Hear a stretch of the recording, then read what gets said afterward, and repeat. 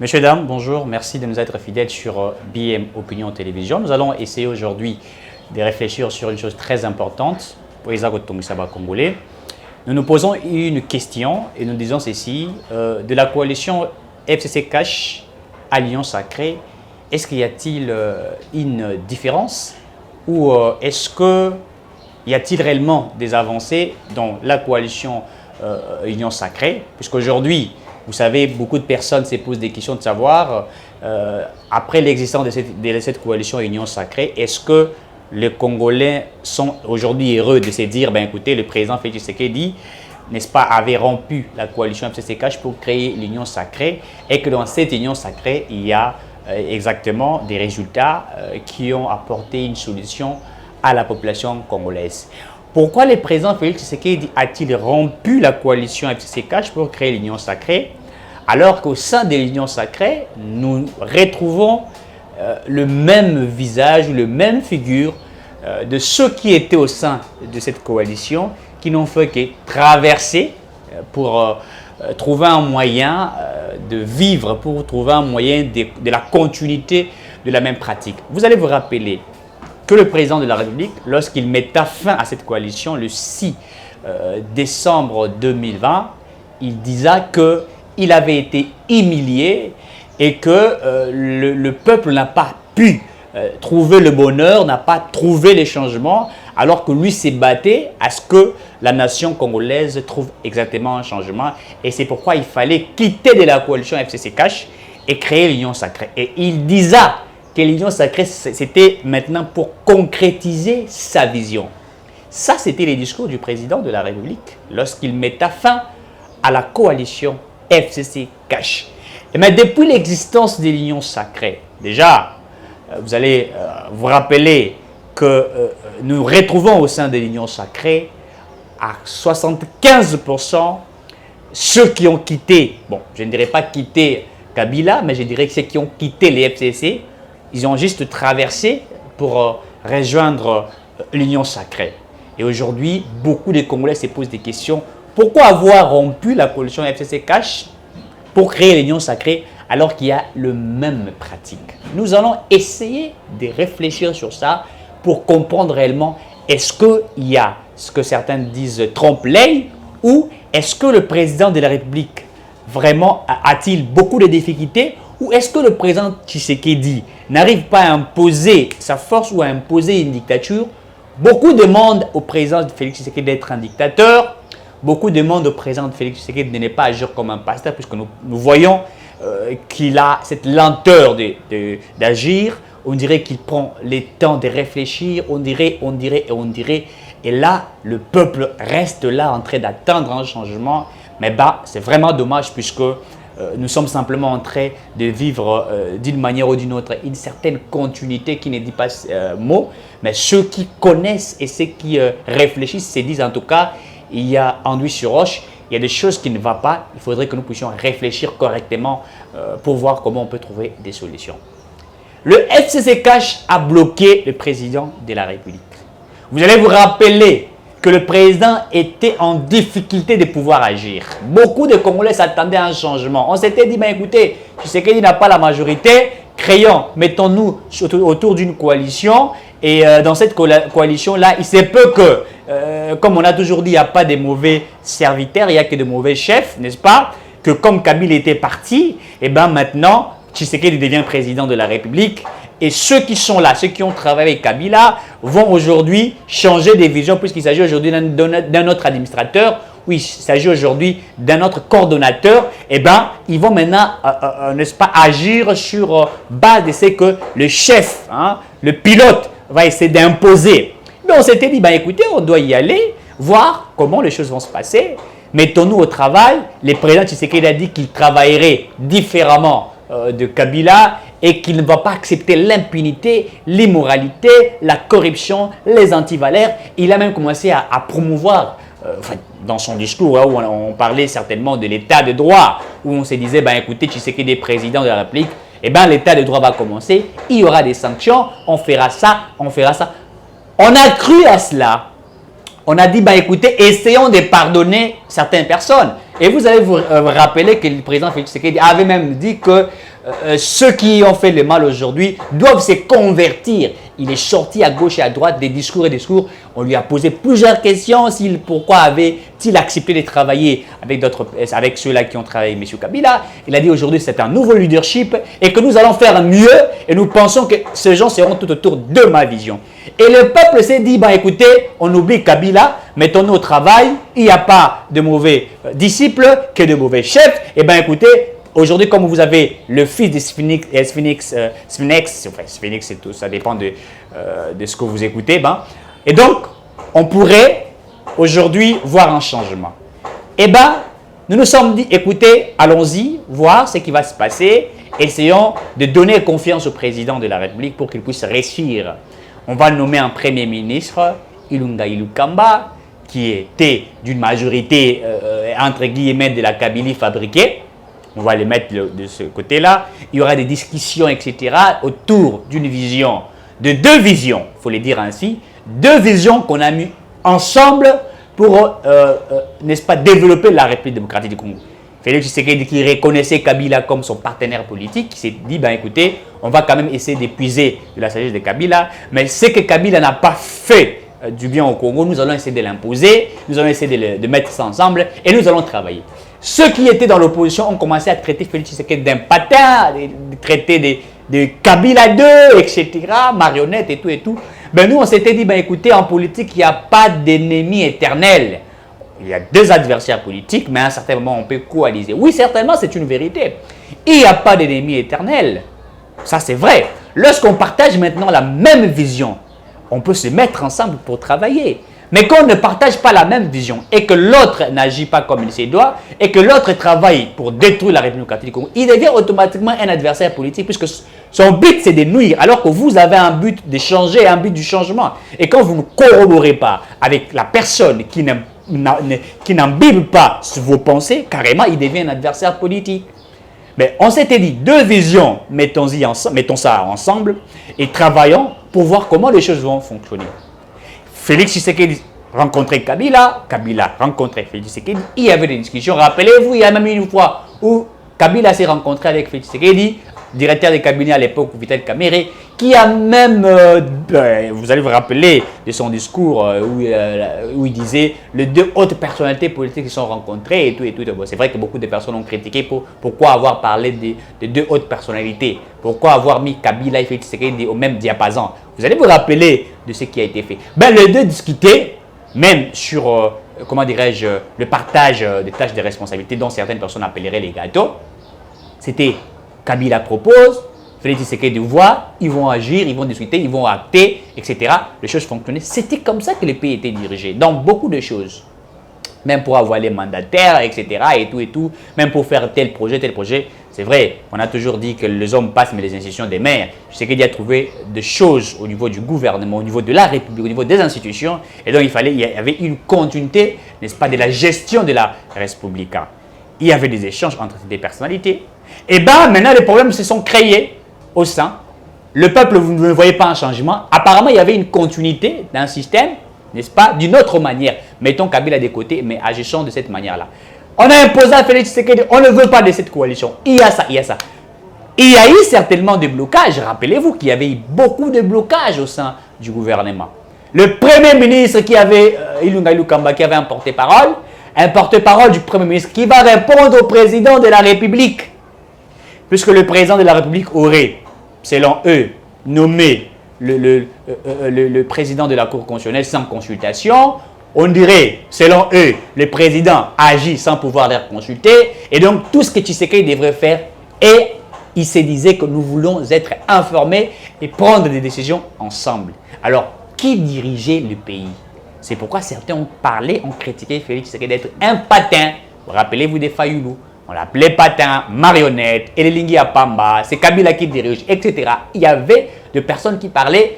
Et bien là, maintenant, on était resté ébahis et on se disait, est-ce que réellement Tshisekedi allait pouvoir?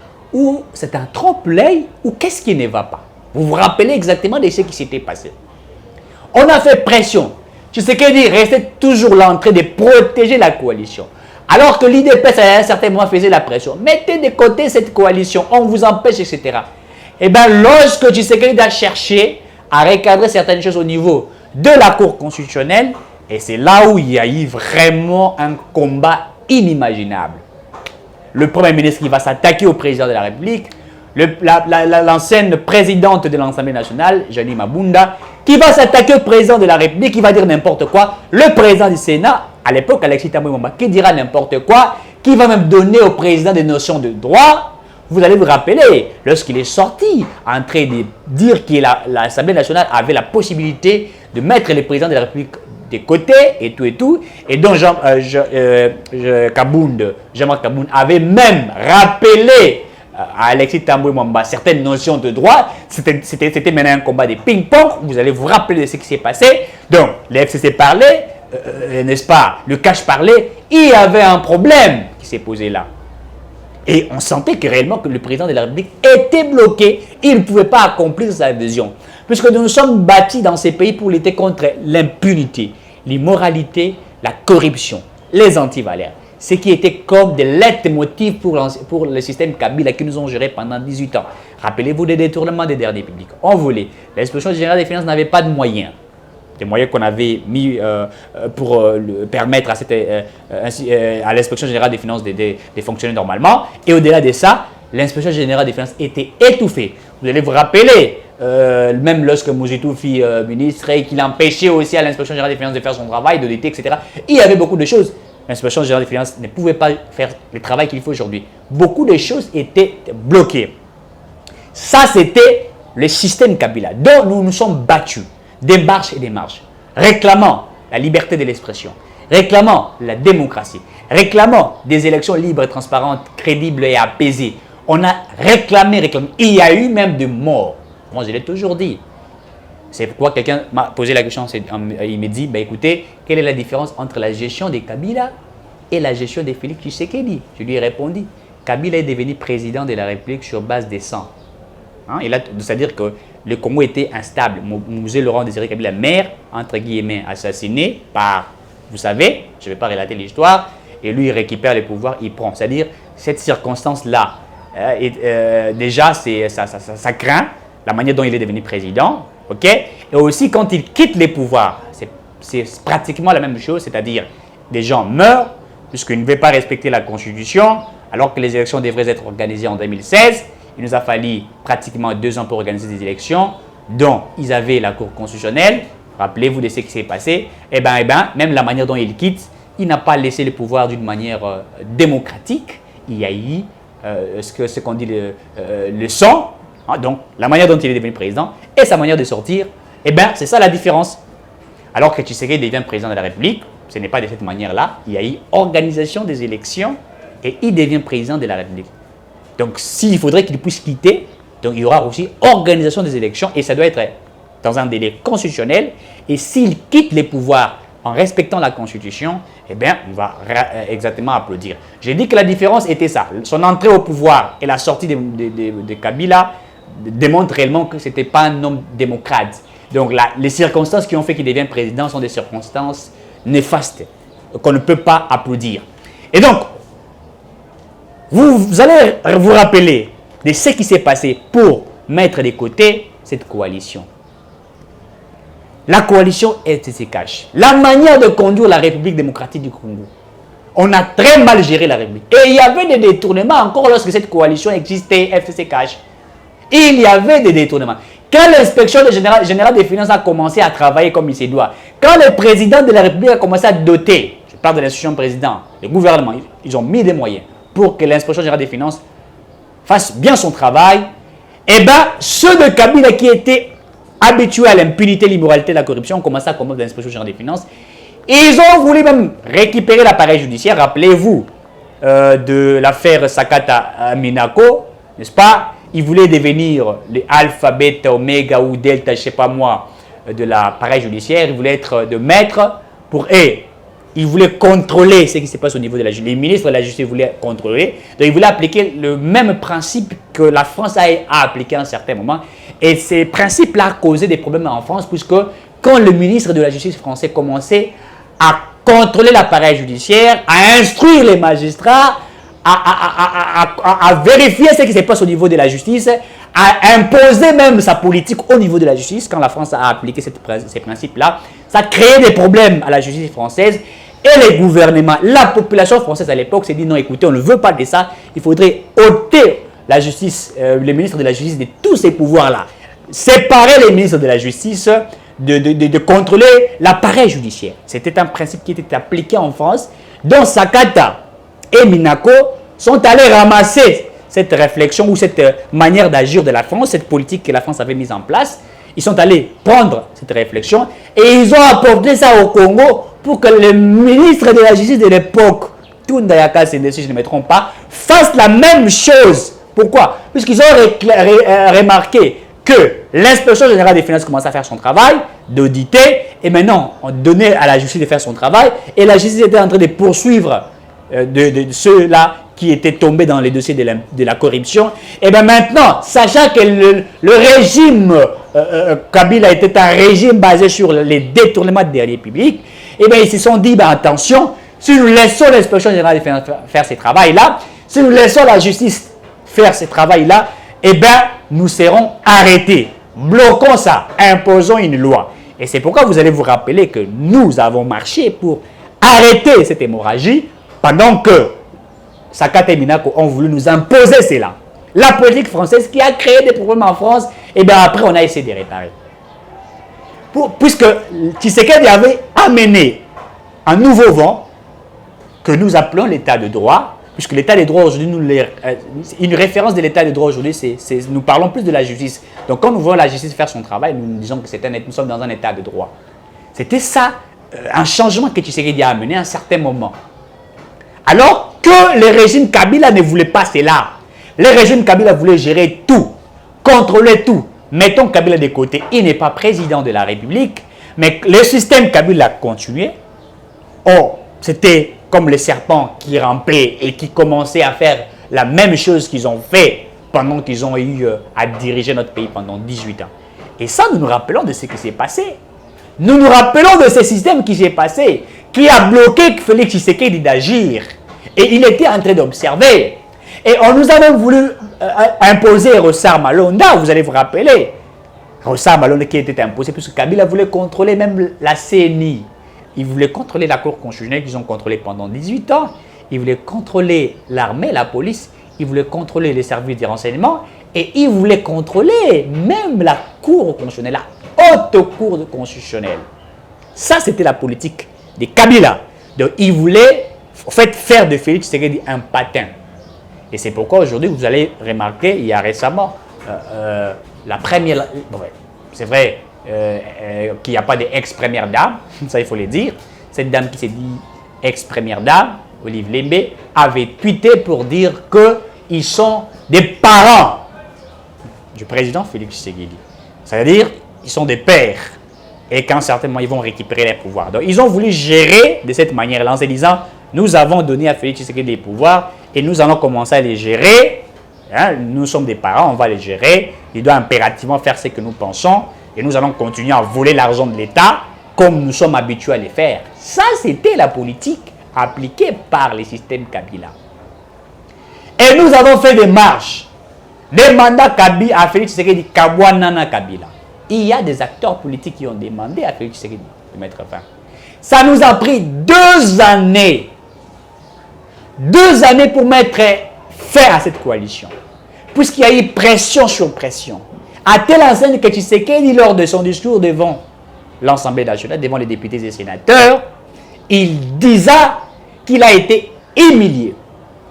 Et que maintenant, il faudrait revoir les choses sur une nouvelle coalition créée et nommée l'Union sacrée.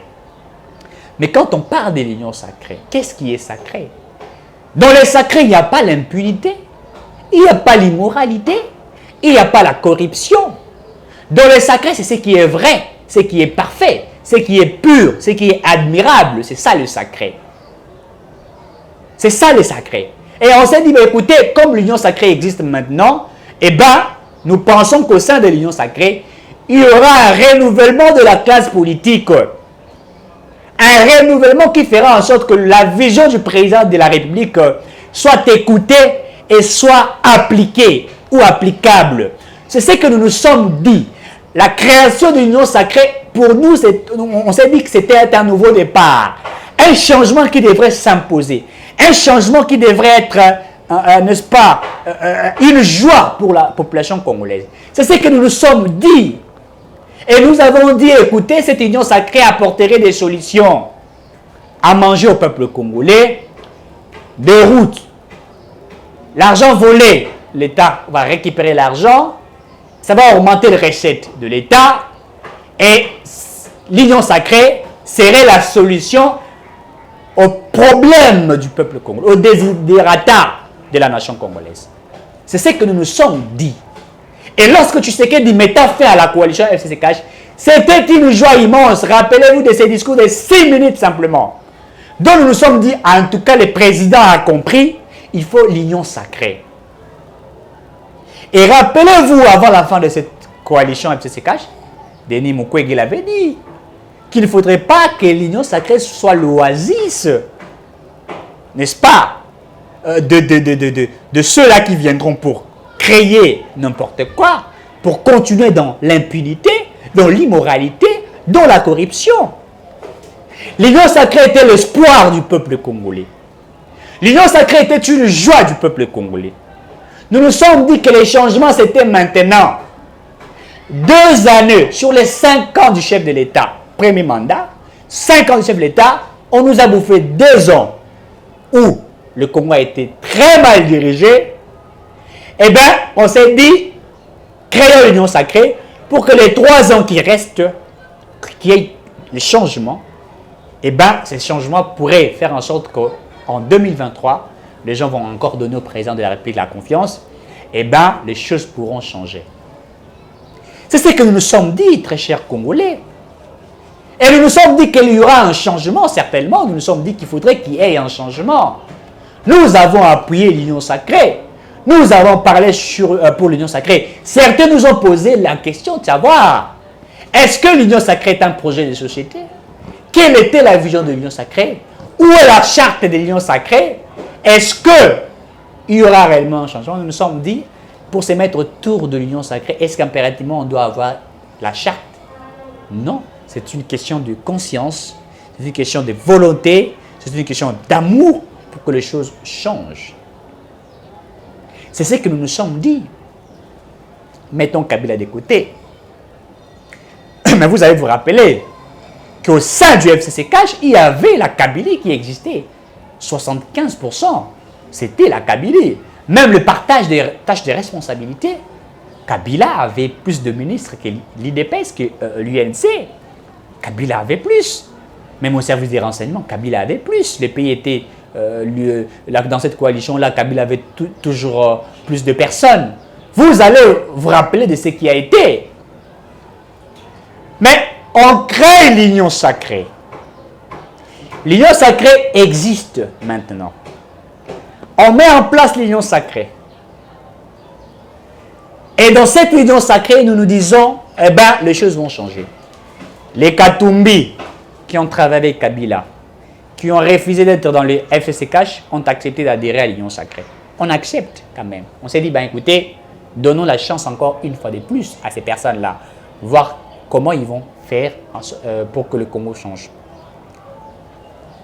On ouvre encore une brèche. Ceux qui étaient avec Kabila, qui ont compris que Kabila n'avait plus encore le pouvoir de gérer la RDC, la personne de Kabila n'avait plus le pouvoir de diriger, ils ont changé les camps, ils ont adhéré à l'union sacrée, mais pas dans le but d'apporter les solutions aux problèmes du peuple congolais, mais dans le but de la continuité du système FCCH. Il y a eu corruption dans l'FCCH, l'union sacrée existe, il y a aussi la corruption au sein de l'union sacrée. Le détournement au sein de l'union sacrée, l'immoralité au sein de l'union sacrée, l'impunité au sein de l'union sacrée. L'oasis que Denis Mukwege avait annoncé, certains criminels sont venus se cacher. D'autres sont devenus aujourd'hui des porte-paroles de l'union sacrée. alors qu'ils ont été des porte-parole de Kabila pendant 18 ans, ils ont défendu un régime criminel. À telle enseigne qu'ils ont même craché des salives. Rappelez-vous des Mende. Lorsqu'on l'accusa, n'est-ce pas, que Kabila ne voulait pas organiser des élections et que le régime Kabila était un régime de l'impunité, de l'immoralité, Mende a craché beaucoup de salive pour défendre le système Kabila. Toutes ces personnes-là qu'on a décriées hier sont aujourd'hui au sein de l'Union sacrée. Aucun renouvellement de la classe politique. Tous sont de l'Union sacrée. À 75%, ils sont au sein de l'Union sacrée. Et depuis que l'Union sacrée existe, plus de 5 mois, avons-nous évalué l'Union sacrée? Non. Est-ce qu'on a évalué l'Union sacrée? Est-ce que les acteurs politiques se sont posés des questions? Depuis que l'Union sacrée existe, y a-t-il un changement ou pas? S'il n'y a pas un changement, qu'est-ce qui a bloqué? Qu'est-ce qu'on peut faire pour que ça change? Personne, aucun acteur politique au sein de l'Union sacrée a pensé à cela. Tous ceux qui étaient les kabylistes sont toujours kabylistes, mais au sein de l'Union sacrée. Je l'ai déjà dit, il y a des gens qui ont bu le sang des Kabila, qui sont au sein de l'Union sacrée, qui ont juré fidélité à M. Kabila. Ils sont au l'Union sacrée. Ils continuent à travailler au sein de l'Union sacrée. Le même système continue. Rien ne change. Alors que les Congolais ont donné à Félix Tshisekedi de la confiance. Alors qu'aujourd'hui, nous battons sur les changements de notre pays. Nous disons que nous voulons le renouvellement de la classe politique. Mais qu'est-ce qui s'est fait que depuis 1959 jusqu'à aujourd'hui, la RDC n'a qu'une seule classe politique? Tous ceux qui ont été avec Mobutu, quand Mobutu quitte les pouvoirs, Mouzé arrive. Rappelez-vous de la politique de Mouzé. Mouzé a chassé les Mobutistes. Il a arrêté les Mobutistes. Certains qui ont géré l'argent de l'État ont été appelés, arrêtés par Mouzé. Mouzé les a fait appel. Mouzé les a demandé, il dit, ben écoutez, je vous pardonne, mais à une seule condition. Remettez l'argent de l'État que vous avez volé. Dès que vous remettez l'argent, vous allez vous rappeler de Ntamou et Mama. Toutes ces personnes-là étaient là. Remettez l'argent de l'État, je vais vous pardonner. Vous pouvez maintenant faire ce que vous pouvez faire, mais je veux que l'argent de l'État rentre. Mouzé, quand il arrive, même Etienne Tshisekedi qui avait travaillé avec Mobutu à l'époque, on l'a amené chez lui à Kabia-Kamwanga, dans le Kasaï oriental, à Moujimaï, là-bas, dans le village de Kabia-Kamwanga. Il est parti. C'était la politique de Mouzé Laurent Désiré Kabila. Et nous savons comment il a géré ensuite. Lui aussi, il s'est trempé dans des dossiers incroyables. Eh bien, nous savons comment il est parti. Le fils, entre guillemets, prend le pouvoir. Et quand il prend le pouvoir, il dit Azam Memima Kiaswa Narata Bundarate, il pardonne tout le monde. Il fait appel aux mobutistes, aux mouséistes, ceux qui ont travaillé avec Kassavoubou et tout. Ils sont venus tout autour de Kabila et ils ont pillé les Congo d'une manière exagérée. Quand il y a des projets, des millions de dollars, on n'agit pas, on ne fait pas. Certains sortaient avec de l'argent. J'ai vu une vidéo sur Internet, un journaliste qui a rencontré Jean-Marie Kansamba en face et qui dévoile, sans crainte d'être arrêté, qu'ils sont partis avec Jean-Marie Kansamba, un journaliste, aller récupérer à peu près 750 millions de dollars. L'argent, pas en liquide, en espèces, 750 millions. La Banque centrale octroie aux individus 750 millions de dollars dont ils vont déplacer de la Banque centrale. Ils mettent ça dans leur mallette ou valise. Ils prennent des taxis. Ils vont circuler sans crainte d'être arrêtés. Ils sont à l'aise. Regardez comment on volait l'argent de l'État. Les millions sortaient. Les Congo n'étaient pas construits. On vous amène des projets de 5 chantiers, rien. Si c'est quoi encore révolution de la modernité, rien du tout. On vous trompe et certains individus proches des Kabila sont devenus des hommes forts. Ils ont volé l'argent de l'État. D'autres sont allés mettre l'argent à Panama Papers. D'autres ont géré, ont déposé l'argent aux États-Unis, en Belgique, en France, regardez comment le Congo était géré par des individus, des hommes forts. Le Congo était géré par des individus, des hommes forts, qui ont géré la RDC de cette manière. Ils ont pillé les ressources de l'État. Les Congolais sont restés pauvres, assis sur l'or, les diamants, les cuivres, le manganèse, le pétrole, de l'eau, le bois, la terre. Mais ils sont pauvres. Des hommes riches qui devraient profiter de la richesse de leur nation, mais ils sont pauvres. D'autres ont fui le Congo, cherchant à aller trouver la vie ailleurs, puisqu'au Congo, c'était de l'enfer. L'enfer pour les autres, mais riches. Certaines personnes étaient des personnes riches, ceux qui étaient proches de Kabila. Et ils ont fait l'argent au Congo. La catégorisation du système Kabila, basée sur l'impunité, le vol, le détournement. IGF a empêché de faire son travail. Mais toutes ces personnes-là, que vous avez donné la confiance au sein de la coalition FCC Cash, vous les pardonnez encore et vous avez accepté qu'ils adhèrent à l'Union sacrée. Ils adhèrent au sein de l'Union sacrée, ils font la même chose. Même certains qu'on a cru qu'ils devraient changer la nation, ils ont voulu emboîter les systèmes. Tournabusso et Akolia. D'autres ont tenté de voler de 12 millions de dollars. D'autres de 15 millions de dollars, etc. L'Union sacrée devient un conglomérat de la continuité du système Kabila sous une autre forme. À quand le changement? À quand le renouvellement de la classe politique? Il n'y a pas de rigueur au sein de l'Union sacrée. On ne sanctionne pas. Est-ce qu'avons-nous évalué même ces ministres? Qui est qui et qui fait quoi? Est-ce qu'avons-nous sanctionné? Rien du tout.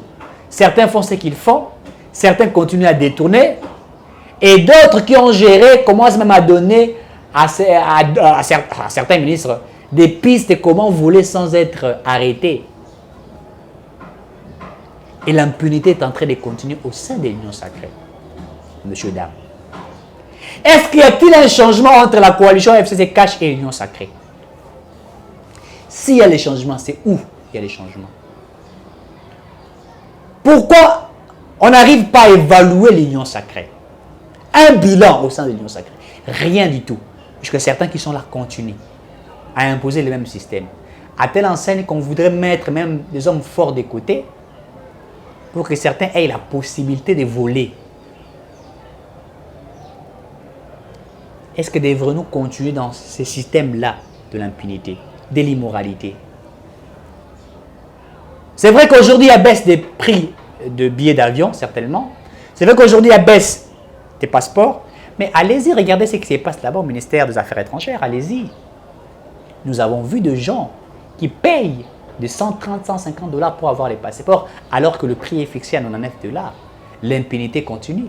On a vu au ministère des Affaires étrangères monsieur un chef de service faire entrer des mafieux dans notre pays pour qu'ils viennent vendre des bombes ici. Ils ont payé à l'État, ils ont payé à ces messieurs-là. On a vu comment on a fait entrer des prostituées dans ces pays pour faire des commerces de sexe. On les a logés. Certaines personnalités savent ce qui se passe là-bas. On a vu. Le ministre de l'Enseignement, regardez ce qui se passe au ministère de l'Enseignement.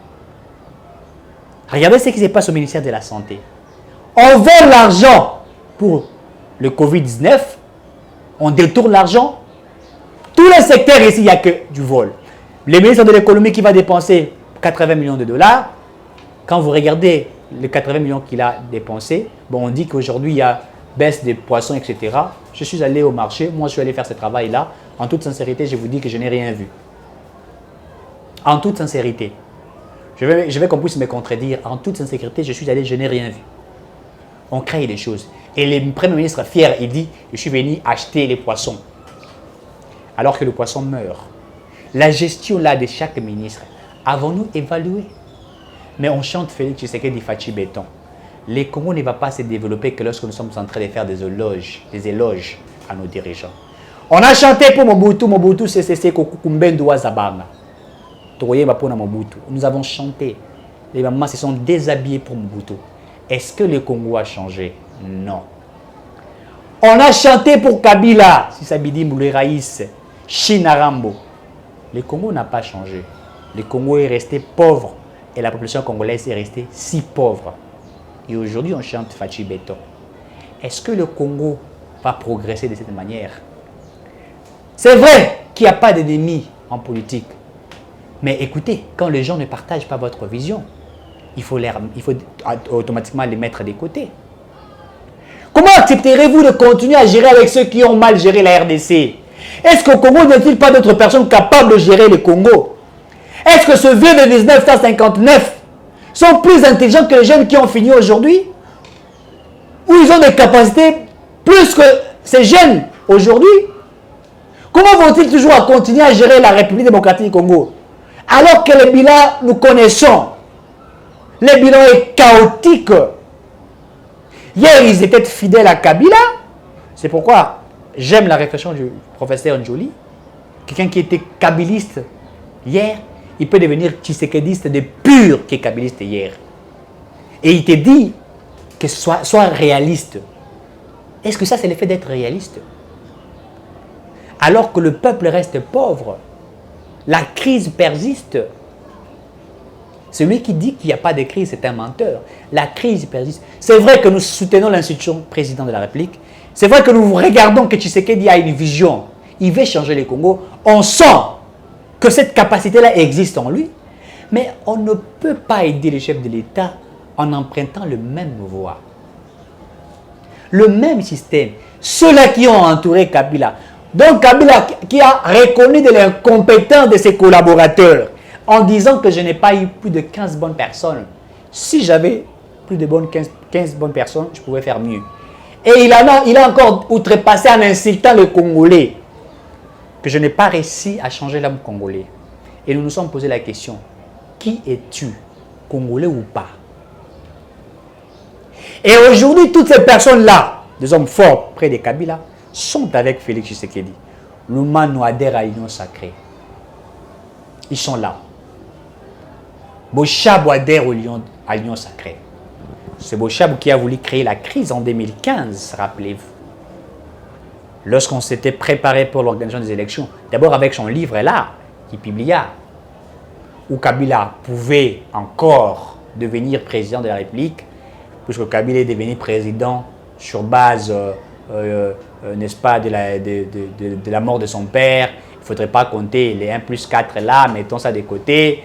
Et puis, au-delà de ça, la Constitution, telle que ça a été modifiée en 2011, eh ben, fait en sorte que les élections qui ont quitté de 2 tours à 1 tour veut simplement dire qu'on peut encore revoir. Il nous a amené des théories sur théories. Vous vous rappelez de ça? Bochabo a voulu protéger Kabila, les intérêts de Kabila. On va se rappeler de ça. Les gens sont morts dans ces pays. Rappelez-vous de la sagesse à l'époque de l'ancien sénateur Kengo, qui aurait dit, attention, il faut vous rappeler que nous sommes ici, mais ce qui se passe là, dehors, on risquerait de ne pas sortir ici si on ne trouve pas de solution. Mais aujourd'hui, Bochabo adhère à l'union sacrée et il soutient le président Félix Tshisekedi. La vision de qui? De Tshisekedi. Arrêtez de tromper les Congolais. L'Oumanou aujourd'hui, quelqu'un qui a défendu Kabila, les Kikemuluba, Kabila désire. Kabila désire. Ils acceptent aujourd'hui de dire qu'ils sont avec Félix Tshisekedi, alors que c'est faux. Est-ce que le président de la République ne comprend pas que ces gens sont venus faire de voies et moyens qu'ils puissent échouer? On veut faire échouer Tshisekedi d'une autre manière. L'union sacrée, oui, c'est vous qui dirigez l'union sacrée. Mais dites-moi, y a-t-il réellement des réunions au sein de l'union sacrée? Qui dirige l'union sacrée? Parlez. Qui dirige l'union sacrée? Qui est le coordonnateur de l'union sacrée? Y a-t-il réellement des réunions? Est-ce que vous avez déjà commencé à sanctionner? Avons-nous vu que l'union sacrée a sanctionné tel? Vous appelez que l'union sacrée est une vision. Oui, une vision du président de la République.